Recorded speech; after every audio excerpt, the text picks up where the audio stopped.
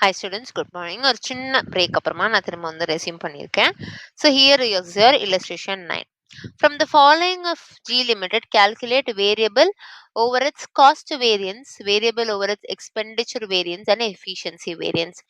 இப்போ நம்மளோட budgeted production என்ன, budgeted overheads என்ன, budgeted standard hour for one unit எவ்வளோ, actual production எவ்வளோ, actual overheads incurred எவ்வளோ, actual hours worked எவ்வளோன்றதை நமக்கு கொடுத்துருக்காங்க. இப்போ நம்ம வந்து variable over its cost variance வந்து ரொம்ப சிம்பிள். நம்ம variable over its cost variance அப்படின்னு பார்த்து கன்ஃபியூஸ் ஆக வேணாம். Variable over its cost variance is total variance. டோட்டல் வேரியன்ஸோட எப்பயுமே ஆன்சர் என்னவா இருக்கும்னா standard hour into standard rate minus actual hour into actual rate. So always cost variance அப்படின்னு கேட்டாங்கனாலே அவங்க டோட்டலா கேட்கறாங்கன்னு தான் அர்த்தம். ஸோ டோட்டலா கேட்கும் போது நீங்க வந்து standard hour into standard rate minus actual hour into actual rate. ஆனா இந்த standard hour is nothing but for actual output. So இப்போ நமக்கு என்னென்ன தேவை, standard hour தேவை, standard rate தேவை. Standard hour is nothing but ஒரு யூனிட்டுக்கு I take 2 hours. அப்ப 5900 யூனிட்டுக்கு 5900 into 2 11800 is my standard hour. Standard rate is nothing but ஒரு யூனிட் பண்ணறதுக்கு 2 hours. 6000 யூனிட் பண்றதுக்கு 1,20,000. ஸோ 1,20,000 டிவைட் பை 6000 ஒரு யூனிட்டுக்கு 20 rupees. ஒரு யூனிட் பண்றதுக்கு 2 hours. ஸோ டிவைட் பை 2 பண்ணா 10 rupees இஸ் மை ஸ்டாண்டர்ட் அவர். இது எப்படி கண்டுபிடிச்சிங்க அப்படின்னா திரும்ப நான் சொல்றேன். ஒரு யூனிட் பண்றதுக்கு எனக்கு 2 hours ஆகும்.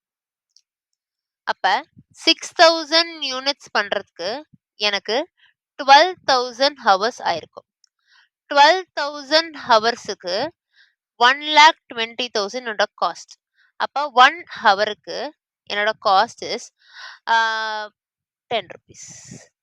I hope you understood. So 10 rupees. இப்போ standard hour is 11,800 into 10 minus actual hour is 11,600 into rate வந்து நான் என்ன போட்டாலுமே எனக்கு என்னதான் வரப்போகுது 1,22,000 தான் வரப்போகுது. ஏன்னா this is actual cost, that is actual hour into actual rate பண்ணதோட ஆன்சரே என்கிட்ட இருக்கு. ஸோ நான் திரும்ப அதை கண்டுபிடிக்கணும்னு அவசியம் இல்லை, ஏன்னா என்கிட்ட ரேட் கொடுக்கல. அதனால நான் டைரக்டா இதை யூஸ் பண்றேன். இன்கேஸ் ரேட் உங்களுக்கு கண்டுபிடிச்சே ஆகணும்னு உங்களுக்கு தோணுச்சுன்னா நீங்க கண்டுபிடிக்கலாம். பட் பாயிண்ட்ல ஆன்சர் வருது and it is not safe because உங்களுக்கு 1,22,000 ரவுண்டா ஒரு ஃபிகர் இருக்கும்போது நீங்க பாயிண்ட்ல கால்குலேட் பண்ணி ஆன்சர் ஒரு சின்ன தப்பு வந்தா தேவையில்லாம ஒரு கன்ஃபியூஷன். அதனால யூ நீட் டு அண்டர்ஸ்டாண்ட் நான் ஏன் இதை பண்றேன்னு. அதுதான் ரொம்ப இம்பார்ட்டன்ட். நான் உங்களுக்கு அதையுமே நான் பண்ணி காட்டுறேன். இப்போ எனக்கு 4,000 அட்வர்ஸ் தான் என்னோட ஆன்சர். இப்போ நான் உங்களுக்காக ஒரே ஒரு டைம் என்னோட ஆக்சுவல் ஹவர்ஸ் ஆக்சுவல் ரேட்டை நான் வந்து ஒர்க் அவுட் பண்றேன். ஆக்சுவல் ரேட்டை நான் ஒர்க் அவுட் பண்ணேன் அப்படின்னா என்னுடைய 11,600 ஹவர்ஸுக்கு ஐ ஹவ் ஸ்பெண்ட் 1,22,000. அப்ப பர் ஹவருக்கு I will get 1,22,000 divided by 11,600 10.517. So இப்போ நீங்க ஆன்சர் போடும்போது ஆக்சுவல் ஹவர் 11,600 into 12 10.517 போட்டீங்க அப்படின்னா உங்களுக்கு வந்து 1,21,997 வரும். பட் ஆக்சுவலி 1,22,000 3 rupees இல்லை டிஃபரன்ஸ் வந்துடும். நான் தான் டேரக்டா உங்களுக்கு 1,22,000 அமௌண்ட் கொடுத்துருக்கேன். உங்களை யாரும் கால்குலேட் பண்ண சொன்னாங்கன்னா ஐசிஐ வருவாங்க. அதனால அந்த டென்ஷனை நம்ம ஐசிஐ கொடுக்க கூடாது. அதோடைய அல்டிமேட் ஆன்சர் எனக்கு தெரியும் போது நான் தேவையில்லாம அந்த கால்குலேஷன் போடணும் அவசியம் இல்லை. I hope you understood. In case of any doubt, you can definitely raise a comment. I'll definitely respond to your comment in the next video. So இப்போ நம்ம வந்து variable over its cost variance முடிச்சிட்டோம். நம்ம இப்போ ரெண்டு variance கண்டுபிடிக்க போறோம் அடிஷனலா. One is my expenditure variance, இன்னொன்னு is my efficiency variance. Expenditure variance அப்படின்னு நீங்க ரொம்ப குழப்பிக்க வேணாம். This is my rate variance. Okay, ரேட்டா அப்படின்னு நீங்க நினைக்கலாம். ரேட் வேரியன்ஸா? Rate variance is always standard rate minus actual rate into actual hours or actual unit. இது ஆக்சுவல் குவான்டிட்டி. இதான் நம்மளோட நார்மல். இங்கேயும் அதே தான். Standard hour standard rate minus actual rate into actual hours. இதான் நம்மளோட ஃபார்முலா. பட் இது நான் உள்ள மல்டிப்ளை பண்ணிக்கிறேன். So actual hour standard rate minus actual hour actual rate. ஏன்னா இந்த actual hour actual rate is 1,22,000. Actual hour standard rate, actual hour is 11,000. 600. Standard rate is 10 rupees. So 11,600 into 10. 1,16,000 minus 1,22,000. I'll get 6,000 adverse. So expenditure variance முடிஞ்சிச்சு, efficiency variance. Efficiency variance is nothing but usage variance. என்ன nothing சொல்றீங்க அப்படின்னு கேட்டீங்கன்னா அது ஒண்ணுமே இல்லை. ஏன்னா இப்ப நம்ம எல்லா வேரியன்ஸும் பார்த்தாச்சு. இன்னும் நம்ம கிட்ட வேரியபிள் ஓவரேஜ் வேரியன்ஸும் ஃபிக்ஸ்ட் ஓவரேஜ் வேரியன்ஸ் மட்டும் தான் இருக்கு. And variable overhead variance is very very very simple. Fixed overhead வேரியன்ஸ்ல ஒரே ஒரு சின்ன அண்டர்ஸ்டாண்டிங் கிளாரிட்டி மட்டும் இருந்துச்சு அப்படின்னா fixed overhead variance is also very very simple. இப்போ நம்ம எஃபிஷியன்சி வேரியன்ஸ்க்கு போயிடலாம்.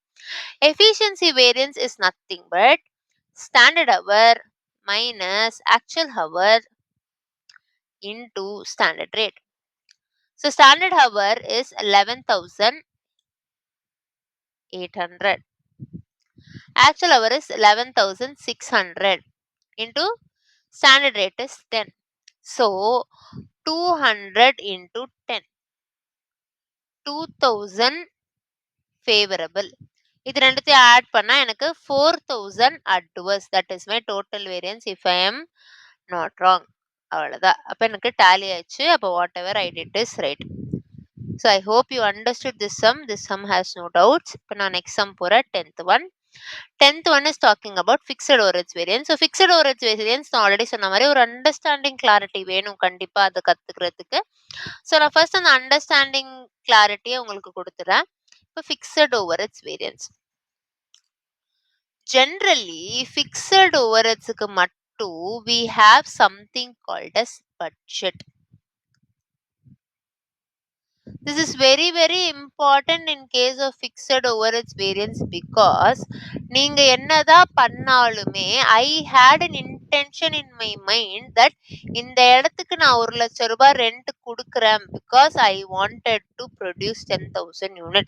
In that case, I want the fullest budget to be used and I don't want any variation in that. So additionally standard hour, standard rate, ஏன்னா standard hour is nothing but standard hour for actual output. நான் எல்லாத்தையுமே actual output கேத்த மாதிரி நான் convert பண்ண try பண்ணனே தவிர நான் பட்ஜெட்ல இதான் வச்சிருக்கணும்னு நினைச்சத நான் இங்க எங்கேயுமே எந்த வேரியன்ஸ்ல கொண்டு வரல. பிகாஸ் மற்ற வேரியன்ஸ்ல என்னோட மெயின் டிஃபரன்ஸ் ரெண்டு விஷயமா இருக்கும். ஒன்னு என்னுடைய பர்ச்சேஸ்ல டிஃபரன்ஸ் இருக்கும், இன்னொன்னு என்னோட யூசேஜ்ல டிஃபரன்ஸ் இருக்கும். பட் ஃபிக்ஸட் ஓவரேஜ் அப்படி கிடையாது. Difference will come because of three things.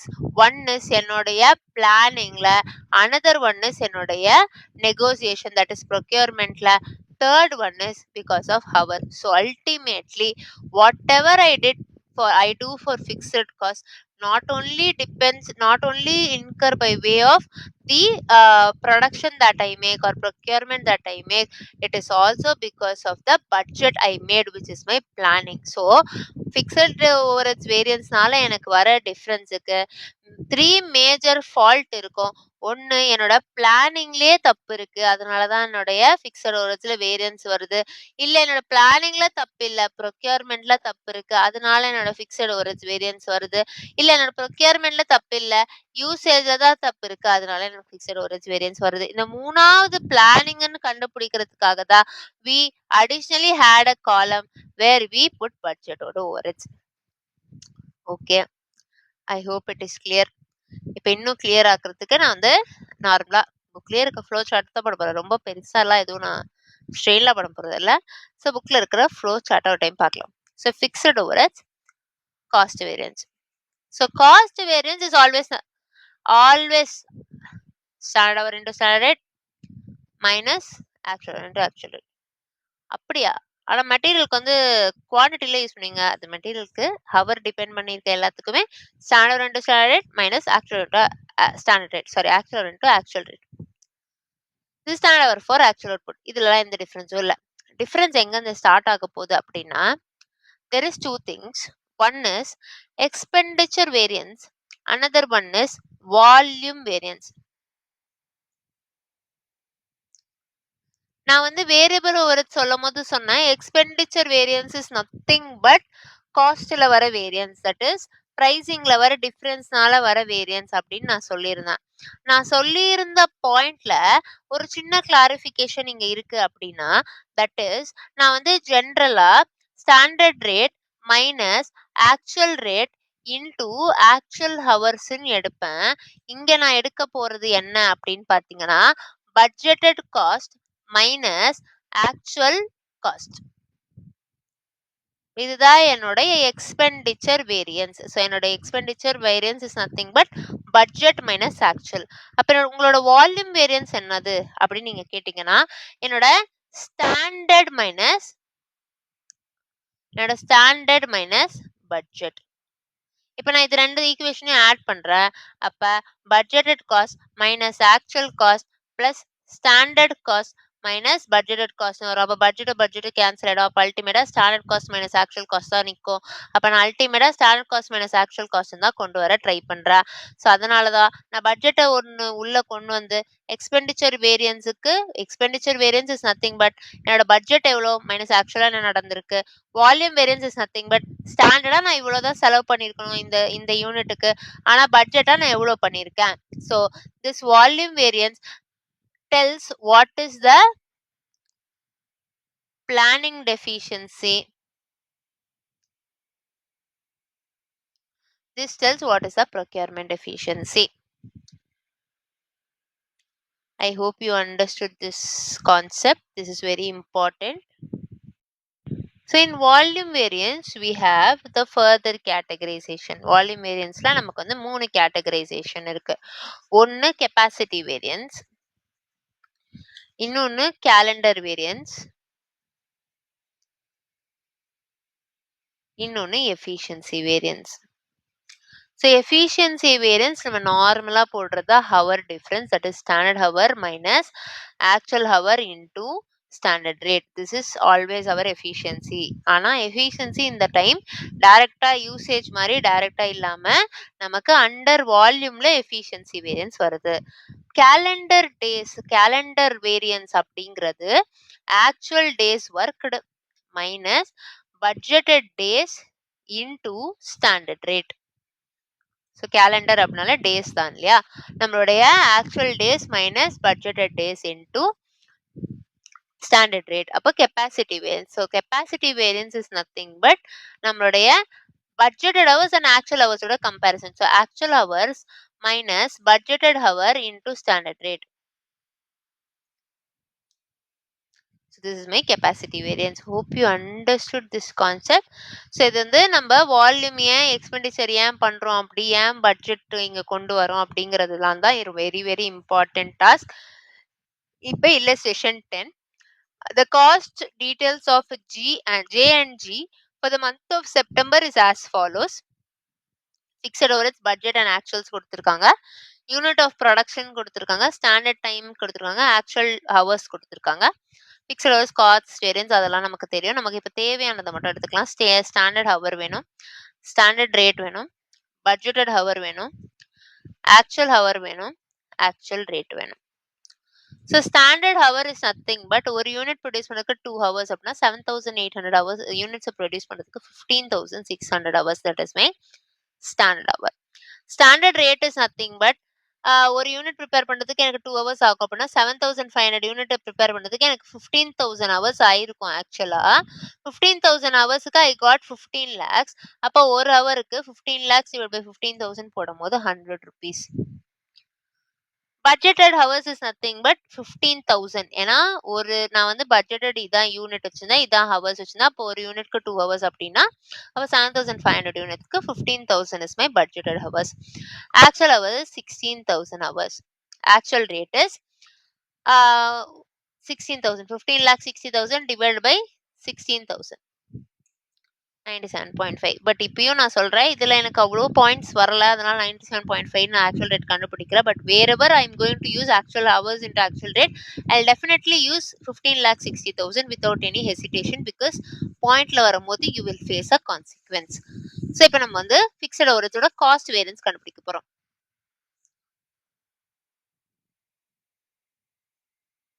So fixed overhead cost variance formula வந்து standard hour into standard rate minus actual hour into actual rate.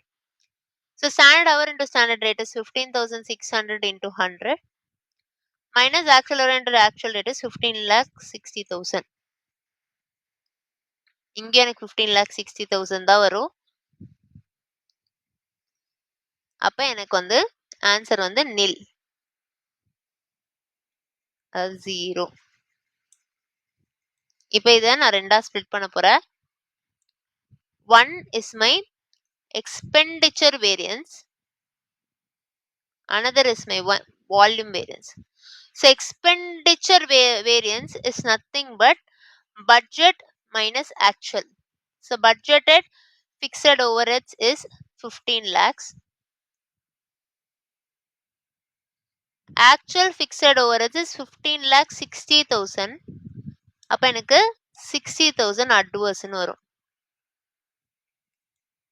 Volume variance is nothing but difference between my standard and budget. என்னோட standard is 15,60,000. Standard is nothing but standard hour into standard rate.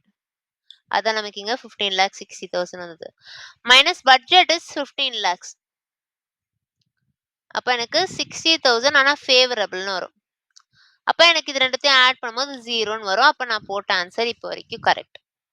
இப்போ volume வேரியன்ஸை நான் ஃபர்தரா divide பண்றேன். Capacity variance calendar days இதுல வராது, ஏன்னா days கொடுக்கல. And efficiency variance. Efficiency variance நமக்கு நல்லா தெரியும், எப்பயுமே நம்ம மறக்கவே கூடாது. எஃபிஷியன்சி வேரியன்ஸா standard hour minus actual hour into standard rate. So standard hour is 15,600, actual hour is 16,000. So 15,600 minus 16,000 into standard rate 100. So 400 into 100 is 40,000. 400, 4,000, 40,000.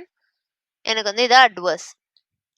Capacity variance is nothing but actual hours minus budgeted hours into standard rate. So actual hours is 16,000. Budgeted hour is 15,000 into standard rate is 100. So 1,000 into 100 is 1 lakh. ஆனா இது எனக்கு ஃபேவரபிளா வரும். So ஃபேவரபிளே அட்வர்ஸையும் சேர்த்தா எனக்கு 60,000 favourable answer வரும். ஏன்னா இங்க நான் கண்டுபிடிக்கிறது standard hour into standard rate minus actual hour budgeted hours into standard rate. அப்ப எனக்கு வந்து இந்த ஆக்சுவலும் கேன்சல் ஆயிடணும். அப்ப பட்ஜெட் ஸ்டாண்டர்ட் மைனஸ் பட்ஜெட் எனக்கு ஆன்சர் வரும். அதுக்காக தான் இப்படி நம்ம ஸ்ப்ளிட் பண்றோம். And that is the reason why efficiency and capacity are in a 2 different forms. So I hope you understood this sum as well. If you have any doubt, you can definitely reach out in the comment box. So illustration 11 ல வந்து days ஓட இருக்கு. So நமக்கு வந்து அது ஒரு good sum to work out. So company has a normal capacity of 120 machine, 8 hours, 25 days. Fixed overheads are budgeted as 1,44,000 per month and standard time required is 4 hours. In April 2021, the company worked actually for 24 days of 840 machine hours per day. அப்படின்னா machine into hour multiply பண்ணது தான் இந்த 840. And produce 5,305 units of output. The actual overheads is 1,42,000. So நமக்கு என்னென்ன தேவையோ அதை நம்ம first எடுத்துக்கலாம். ஸ்டாண்டர்ட் ஹவர் வேணும், ஸ்டாண்டர்ட் ரேட் வேணும், பட்ஜெட்டட் ஹவர்ஸ் வேணும், ஆக்சுவல் ஹவர்ஸ் வேணும், ஆக்சுவல் ரேட் வேணும். So standard hour is nothing but standard hour for actual output. So standard hour for actual output is 4 hours for one output, 5,305 output. So 5,305 into 4 nu panna 21,220 is my standard hour. Standard rate. Standard rate is nothing but budget hours கண்டுபிடிச்சாதான் நம்மளால standard rate கண்டுபிடிக்க முடியும். So 120 into 120 machines into 8 hours. 120 machines into 8 hours into 25 days. So 24,000 is my budgeted hours. So budgeted cost divided by budget hour is my standard rate. So 1,44,000 divided by 24,000 panna 6 adha enoda standard rate. Actual hours that I worked is 840 machine hours into ஒரு நாளைக்கு 24 டேஸ்க்கு பண்ணா 20,160 hours is actual hours worked. Actual rate is 1,42,000 divided by 20,160, that is 7.044. இப்போ வரைக்கும் உங்களுக்கு புரிஞ்சிருக்கும் நான் நம்புறேன். இப்போ நம்ம வந்து எப்படி கண்டுபிடிக்க போறோம், என்னென்ன கண்டுபிடிக்க போறோம் அப்படின்னா, நம்ம நார்மலா கண்டுபிடிக்கிற அதே காலம்னார் டேபிள் தான். So fixed overheads, cost variance. So cost variance is nothing but standard hour into standard rate minus actual hour into actual rate. So standard hour into standard rate is 21,220 into 6, 1,27,320. Actual hour into actual rate க்கு தான் I have 1,42,000 already in place. அப்ப 127,320 minus 1,42,000 பண்ணா 14,680 adverse is my total variance. I hope you understood. Next, இப்போ இது ரெண்டா bifurcate பண்ண போறோம். என்னென்ன ரெண்டா பைஃபர்கேட் பண்ண போறோம்? First one is expenditure variance. Another one is volume variance. So expenditure variance is nothing but budgeted hour into standard rate, that is budget minus actual. அதுதான் நான் இங்க சொல்ல வரேன். Budget minus actual hour into actual rate. So budgeted rate is 1,44,000. Actual is 1,42,000. So 2,000 favorable is my answer. Volume variance. Volume variance is nothing but standard minus budget. Minus budget. So standard is nothing but 1,27,320. Minus budget is nothing but 1,44,000. So 127,320 minus 144,000 பண்ணா 16,680 adverse is my volume variance. I hope you understood. So expenditure variance lo, volume variance lo, I hope there is no doubt till now.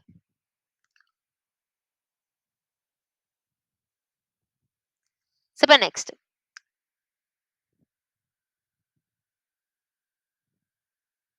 capacity variance,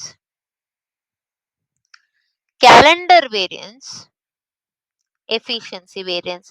So efficiency variance is very, very simple to handle. That is standard hour minus actual hour into standard rate. So standard hour is nothing but 21,220. Actual hours is nothing but 20,160. Standard rate is 6. 21,220 minus 20,160 into 6 பண்ணா 6,360 favorable. Next, capacity variance. Capacity variance is nothing but actual minus budget. So actual hour minus budgeted hour into standard rate. இங்க standard rate தான் வரும், இங்க actual rate வராது. So actual hours minus budgeted hours into standard rate. So actual hours is nothing but 20,160. Budgeted hours is nothing but 24,000